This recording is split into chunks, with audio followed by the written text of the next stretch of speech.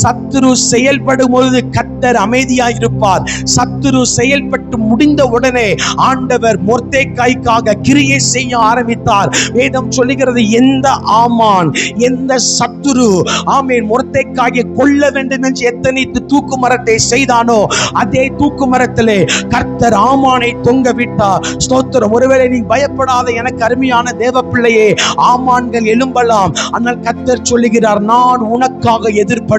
அப்ப என்ன அர்த்தம்? நான் உனக்காக எதிர்ப்படுவேன் சொன்னா என்ன அர்த்தம் சிஸ்டர்?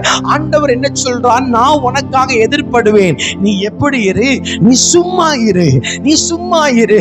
வேதம் சொல்லுகிறது, கர்த்தர் நமக்காக யுத்தம் பண்ணுவார். எப்போ? நாம் மௌனமா இருக்கும் பொழுது, நாம் சும்மா இருக்கும் பொழுது கர்த்தர் நமக்காக யுத்தம் பண்ணுகிறார். இன்றைக்கு நம்ம பல வருடமாய் ஆண்டவரிடத்தில் கேட்கிறோம், ஆண்டவரை பல வருஷமாய் நாங்கள் இந்த வார்த்தையை நாங்கள் கேட்கிறோம், பல வருஷமா இந்த சத்தத்தை நாங்கள் கேட்கிறோம், பல ஊழியர்கள் மூலமா இந்த பிரசங்கத்தை நாங்கள் கேட்கிறோம். ஆனால் எல்லா நேரத்திலும் எங்களுக்கு இறைப்படுவீர், எங்களுக்கு யுத்தம் பண்ணுவீர் என்று சொல்லுகிறேன். ஆனால் காலத்தையும் நேரத்தையும் சமயத்தையும் பார்த்தால் ஒன்றும் எங்களுக்கு செய்ததை போலவே இல்லை என்று சொல்லி உன் மனதில் நீ யோசித்துக் கொண்டிருக்கலாம். ஆண்டவர் சொல்லுகிறார், என் மகளே, நான் உனக்கு எப்போ யுத்தம் பண்ணுவேன் வாக்கம் பண்ணினேன்? நீ மௌனமா இருக்கும் பொழுது, நீ சும்மா இருக்கும் பொழுது, உன் சத்துருக்கள் உனக்கு விரோதமாக யுத்தம் பண்ணும் பொழுது நீ சும்மா இரு.